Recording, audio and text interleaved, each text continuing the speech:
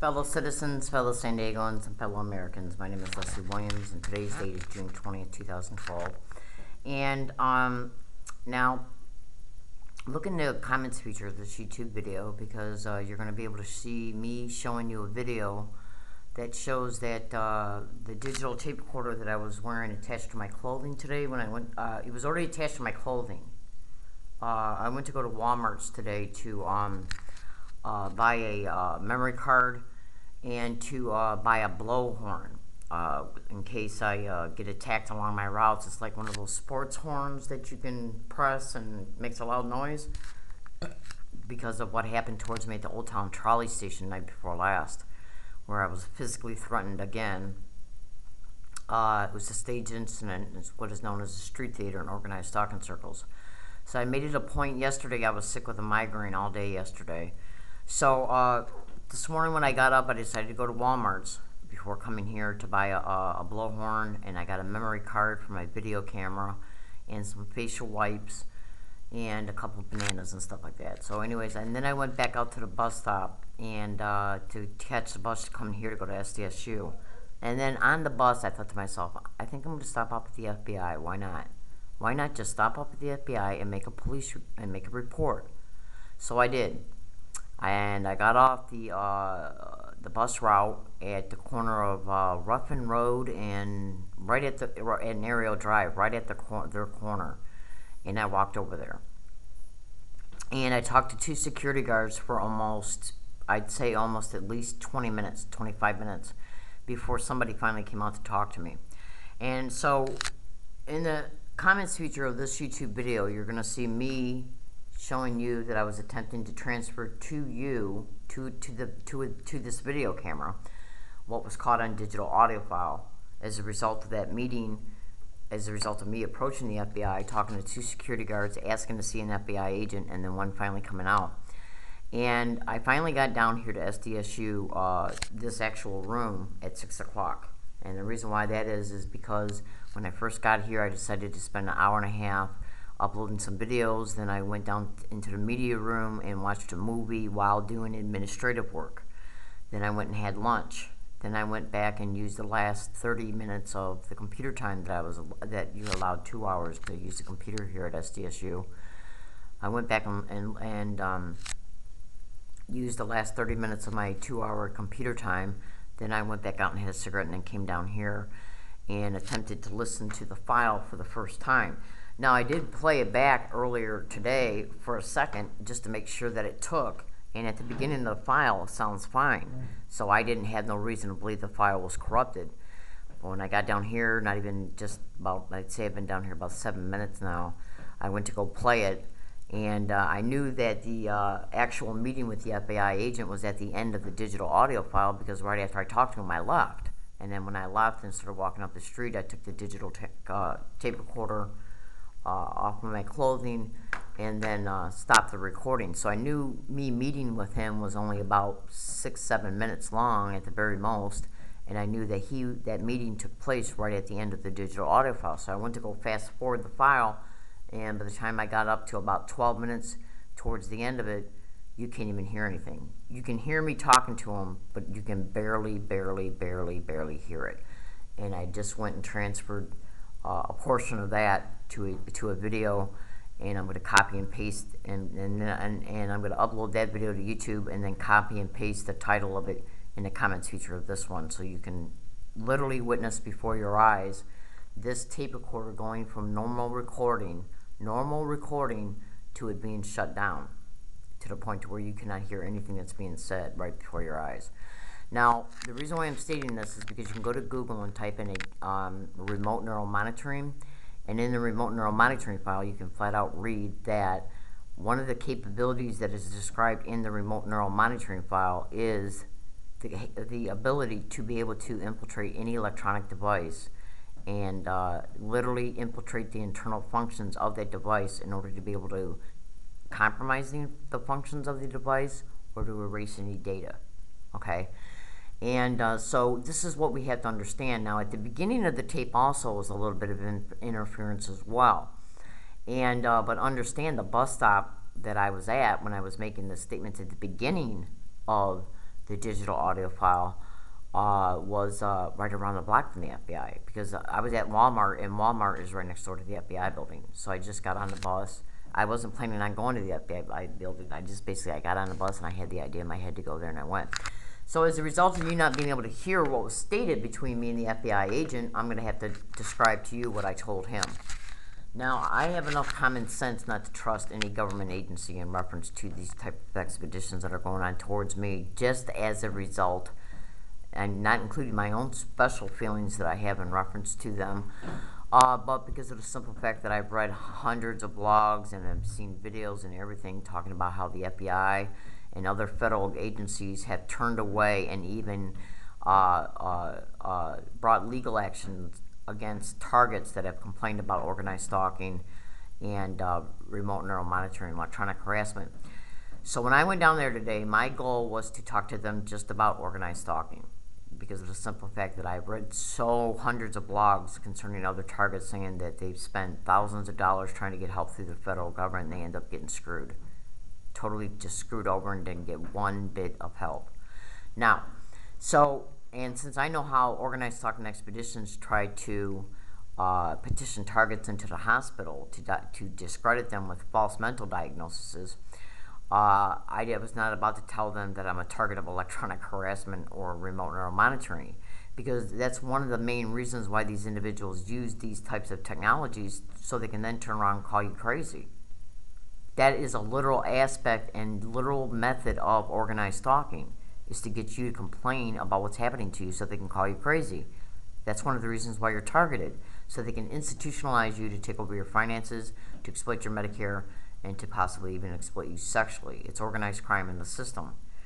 Now, so when I went up there and I waited about 25 minutes, and an FBI agent finally came out, and he had a little notebook in his hand and a pen, and his name was Mario W. something. I believe that's what his name was, Mario W., because I saw it on his little badge. And he appeared to be Mexican, and he had black hair and a real thin mustache. Anyways, I told him, I go, sir, I told him my name, and I go, sir, have you ever heard of organized stalking? He said, yes, I have. I said, okay. I go, well, then I'm here to let you know that I'm a target of organized stalking, and that I have attempted on 9 separate occasions to file a police report with the San Diego Police Department that I am a target of organized stalking, and that I'm experiencing organized stalking tactics towards me along all my routes. And he said, well, why don't you tell me what's going on? And so I went on to tell him a little bit about sensitization tactics. Okay, I didn't mention anything about what they were doing towards me. I just mentioned that I'm being subjected to sensitization tactics. And then I said, can you please explain to me what you know about organized stalking? Because my whole goal was to get him to open up, to make sure that he would validate that organized stalking does exist in depth, in more detail than just him saying, yes, I know about organized stalking. And he wouldn't. He just kept going back and turning the question back on me. Why don't you tell me what's going on? So I said, okay, well, I go, well, you know, I have looked at a lot of targets blogs, and I have at one time talked to a lawyer, and he in turn did some in-depth research into it, and he advised me as a result that if I ever talk to any government official, the best thing for me to do is just to steer them to the internet so they can invest organized stalking on their own. That way I don't have to be specific about what kind of methods and tactics are being used towards me, because of the simple fact that organized stalking tactics are the same towards all targets. So it would be very easy for any law enforcement agency, whether it be the FBI, the San Diego Police, any police department in the United States, can go on the internet and look up organized stalking and or gang stalking and thoroughly investigate it, and they'll come to understand that every single target is complaining about the same exact thing, and that they are harassed in the same exact ways. Literally. Now, you can go to Google and type in a gang stalking tech, everything you need to know. It's a manifesto of a gang stalker, of a manager of gang stalking, organized stalking crews. He went offline and typed in who they are, who they're connected to, what they're about, and how they operate, in part. He then went to an internet cafe and posted it online, and it spread like wildfire all over the internet. And you can find this manifesto just by typing in a gang stalking tech, everything you need to know.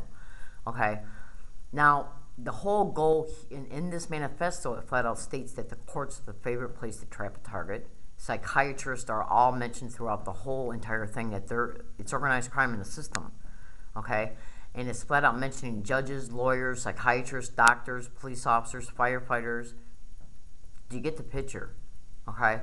So basically what they're basically just doing is targeting people for multiple aspirations and multiple motives, including human experimentation, which is referred to as research and lab rats in the manifesto.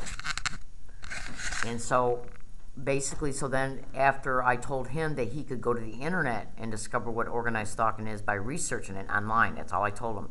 Then I told him about how I caught 3 teenagers admitting to me that they were put on the 928 bus route to harass me by a third party by the name of Jamar, and that these 3 teenagers got on the bus route that I was already on, and that these 3 teenagers were directed to get on the bus to harass me specifically, and that I caught them admitting it on digital audio file, and I told them that I uploaded that audio file to a video file and then uploaded it to YouTube. He did not care. He listened, but he did not care. Okay, he didn't ask me for any particulars or not, about it at all. And and that's all I told him. Now you can hear my conversation with this FBI agent on a scale of 1 to 10 at about 0.5, which means that's half of 1. Okay, so I'm going to keep it and try and figure out a way to be able to adjust it to where it can be brought out, which is probably going to be very hard.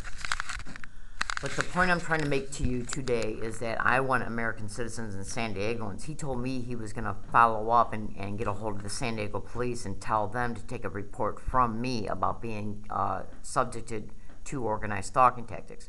But I would not doubt in my mind whatsoever. I also mentioned to him, I go, well, what else are you going to forward to him? I go, you're not, because I told him that I'm aware that sometimes when law enforcement agencies make reports, that they'll include in the report that the target seems or might be possibly mentally ill, like with schizophrenia, delusional, bipolar, paranoid schizophrenic. And I said, because that's one of the organized stalking tactics that they engage in, okay, since sometimes police reports are falsified as a result of these expeditions. And I said, when I go down, if I go down to the San Diego police, I go, what's going to be forwarded to them, because I'm aware that some things at times get forwarded like that as a result of targets being part of these types of expeditions, and as a result, these types of things are done. And he looked at me and he didn't say nothing.